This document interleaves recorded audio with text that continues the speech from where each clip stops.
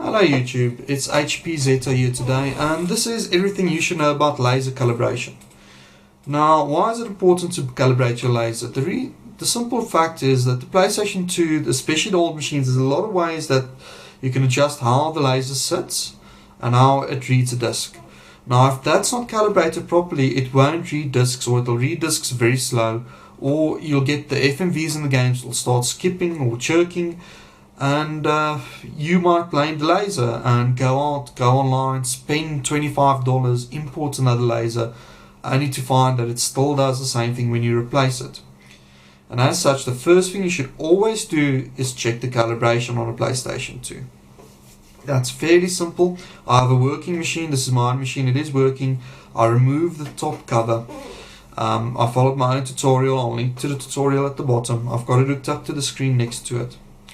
So first thing you should do is just take off the top cover. The machine is plugged in and ready. You can see that the little red light is shining there. And on the machine you've got a spindle, a little spindle there. I'm just going to push down on it and snap it out and put it on top of a disc. The reason I'm doing this is it'll allow me to see what the laser is physically doing. Let's start the machine. This machine is more chipped, so I might have to restart it once. But as you can see, it just went from slow and it went very fast, and it loaded the PlayStation 2 logo there. If you start the machine up, and you basically get a browser screen.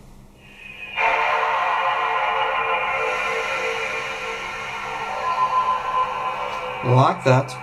And then it flashes quickly and then starts again. It also means that your laser needs calibration. Or if you get a browser screen, it doesn't disappear. You still need to do the calibration. Now once again, just to show you here, it's extremely important that you look at how the machine reads a disc from cold startup. If the laser goes out, it will spin at this one solid speed the whole time, and it won't go to the faster speed. So there it is, there it goes faster, it's read the disc. Other things that it might do is it might not even detect that there's a disc in the tray. It might spin a little bit, stop, spin, stop, spin, stop. And you might see the little laser LED there trying to focus on the actual disc. That means that it's just not detecting that there's where the disc starts and where it ends. It can't get focus on there. That's also calibration. If you, for example, open it up and you notice that there's no little light on your disc, then it means that the laser is faulty, the laser LED has gone. So what I've done now is I've ejected the disc. I'm now going to switch the machine off. Then I'm going to grab whichever plastic safe cleaner you've got. I use contact PCB clean. You can use isopropyl alcohol on here as well, and you can use quite a few different ones. So first two things we're going to do is we're just going to give it a good clean. Going to take an earbud, apply a little bit on the tip of the earbud, and you're just going to clean the top. If you're lucky, you might have a C-type laser. You can see the difference between the HD7 and a C-type. You'll do the exact same on the C-type except for one thing. After you're done, you'll take a sharp object like a tweezers, carefully take the top cover off,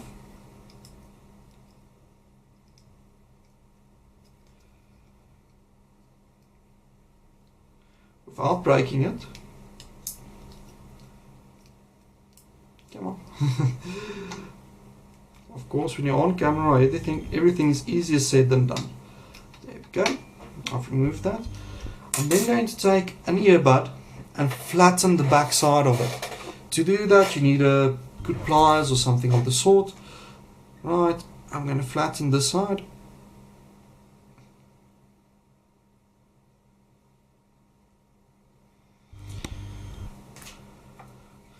Add my cleaner to it.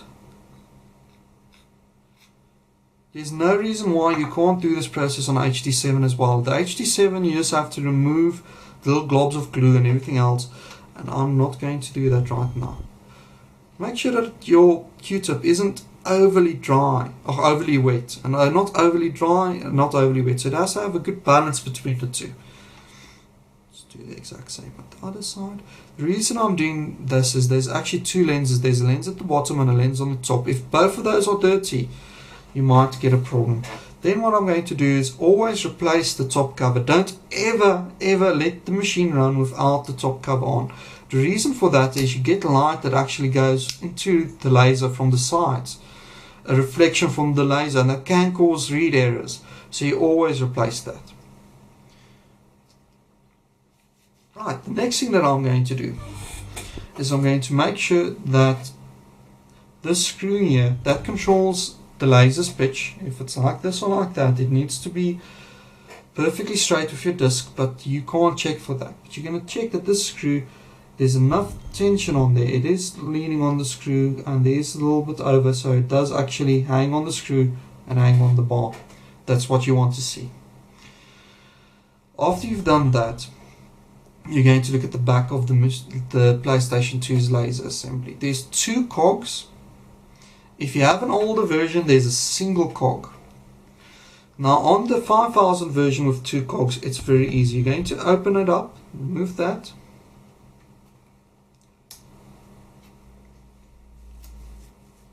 You can now see what the position is of the cogs. Normally these will be the first ones to go out of calibration. You'll get an erratic sort of position on them, where it'll maybe sit like that, and you know that that's incorrect. On these machines, from my own personal experience, I know that they either need to be, when the machine is facing you, facing 11 o'clock or 12 o'clock. 11 o'clock is more for C-type lasers and 12 o'clock is more for HD7 lasers. So I'm going to look for the highest point here, and I'm going to make sure that both sides are facing the 12 o'clock position. I'm then going to look at this metal clip. I'm going to bend the sides out a little bit and just bend this back to make sure that that keeps the cogs in the correct position. After I'm done, I'm simply going to take this, push it down. The other thing that you can do while you're in here is just remove any dust or anything that might cause a problem. Please don't over grease the actual rails or the snake motor. It's not needed. Then I'm going to take the disc out, switch the machine on. Whatever you do, don't look directly into the laser. You can hurt your eyes. Once it's in this position, I'm going to close it. I'll switch it off. Then on this side, I'm just going to push it up right to the back. The reason why I'm doing this is I want to see that that snake motor is returning the disc properly. So once the machine is switched on again and I push the power button, I want to see that nice smooth movement of the actual laser moving back into position. In the event that it gets stuck or anything of the sort, you need to disassemble the back part again, remove the two rails and ensure that they're nice and clean and nice and lubricated so that the laser moves smoothly.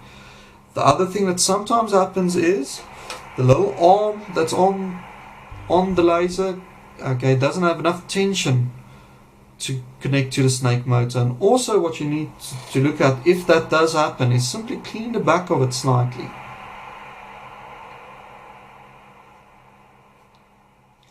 And look at the two plastic rims there. This one already has started to show a little bit of wear there, where the plastic has actually started going. It's worn out where it's now curved at that point. Normally, if it gets to the point where it's not gripping anymore, you need to replace this assembly.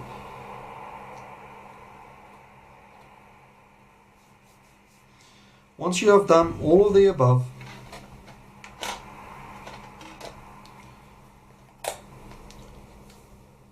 start the machine up again.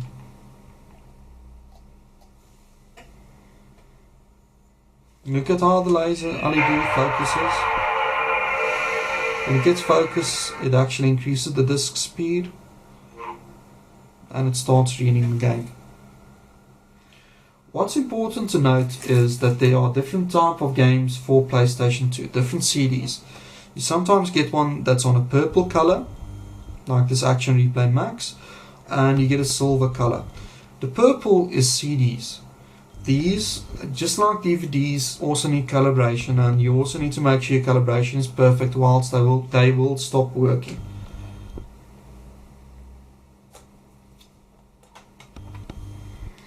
So make sure, if you do have one handy, test both.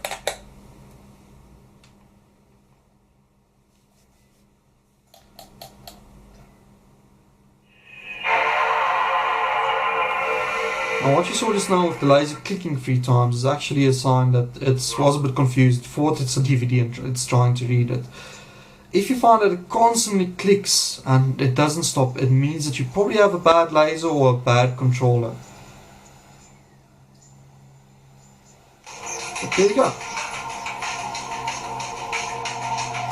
Now if all of this fails, there's still two things that you can adjust.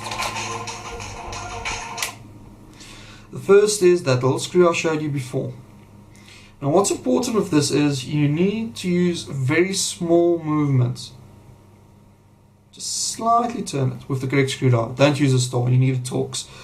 But slowly give it a slight move, put in a disc and let it start. You can see if it reads. Give it a slight move. Now normally what I found is if you have a look at the laser and you turn it sideways, that screw is about only a millimeter away from the metal part of the laser. So you can set it to that and you can be reasonably safe that it's perfectly fine. Just set it a millimeter away from the top part. But like with everything else, unfortunately that screw is trial and error. You have to sit there, you have to move it a little bit and test, move it a bit more and test. If that still doesn't function, you need to move it back to where you found it originally, and then you're going to do a pot adjustment. Now, I don't recommend doing pot adjustments on any laser, anytime. The reason for that is it literally sends more power to the laser diode, wearing it out quicker, and you can blow your laser by incorrectly adjusting the pot. Now what you do on PlayStation lasers is you get 2 different pots on the back of the system. One will be dedicated to DVD and the other one will be dedicated to CD. I might have those 2 mixed up, but I will attach a picture that shows you which is which. So what you will do is, whichever disc doesn't function or doesn't work for you, you'll grab your multimeter. If I can grab my multimeter. Way too much clutter on here.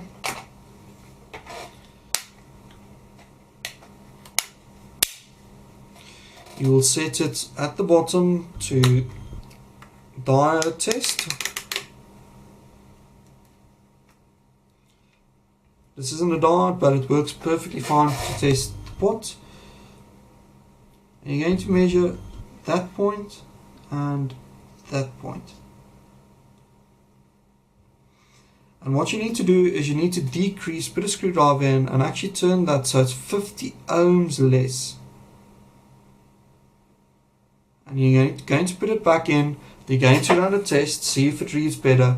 If it doesn't, you're going to repeat it. You're going to decrease it in 50 ohm increments until your laser starts reading. If you hit 250 ohms that you've decreased the laser at, that laser is gone. It probably needs replacing, or the actual laser controller is gone. On the 5000 machines, that's very common. It's the little LAIC that's on top there. You need to replace that. And that pretty much wraps it up. Everything you need to know about the laser calibration on a PlayStation 2 5004 model and some of the other models as well, like the 3004R, for instance, use the same system except it's one cog at the back. Yeah. I hope you enjoy your day. And that's all from me, HP Zeta. Please comment, rate and subscribe if you enjoy my videos. And I'll see you next time.